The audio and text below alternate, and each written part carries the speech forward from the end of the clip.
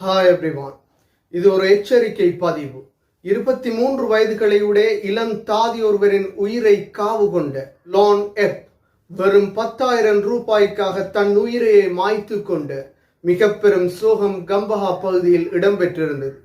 இது 10,000 ரூபாய்க்காக இடம்பெற்ற உயிரிழப்பு கிடையாது.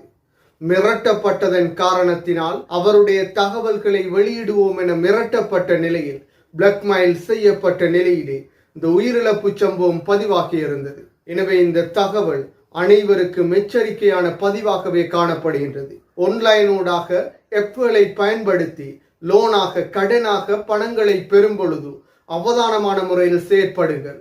அதிக அளவிலே தற்பொழுது லோன் எப்கள் காணப்படுகின்றது. இவற்றை இன்ஸ்டால் செய்யும் பொழுதே அது ஒரு தகவலை உங்களிடம் வினவும். உங்களுடைய தொலைபேசியில் உள்ள அனைத்திற்குமான அனுமதியை வழங்குமாறு அந்த எப்கள் உங்களிடம் கூறும். நாங்களும் அதனை அறியாத நிலையில் அனைத்திற்குமான அனுமதிகளை வழங்குகின்றோம். இவ்வாறு அனுமதி வழங்கப்படும் பொழுதே எமது அனைத்து தகவல்களும் திருடப்படுகின்றது. எமது புகைப்படங்கள், எமது வீடியோக்கள், கண்டக்ட் என்று அனைத்துமே திருடப்படுகின்றது. இதனூடாகவே இறுதியில் நாங்கள் மிரட்டப்பட்டு எமது உயிர்களை பறிபோகும் ஒரு நிலை ஏற்படுகின்றது.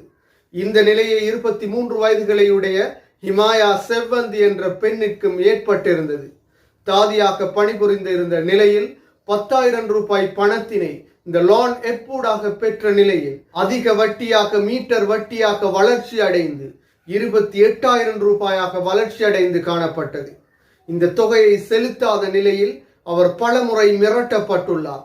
அவருடைய புகைப்படங்கள் இணையத்திலே வெளியிடப்படும் என மிரட்டப்பட்டுள்ளார். அவருடைய பல தகவல்களையும் வெளியிடுவோம் எனவும் அவருடைய கண்டக்டின் ஊடாக அவர் தொடர்பாக அவதூறுகளும் பரப்பப்பட்டுள்ளது. இவ்வாறு மன உளைச்சலுக்கு உள்ளாகியிருந்த 23 வயதுகளையுடைய ஹிமாயா செவ்வந்தி இறுதியாக இந்த உலகிற்கே விடை கொடுத்திருந்தார். தன் உயிரையை மாய்த்து கொண்டிருந்தார்.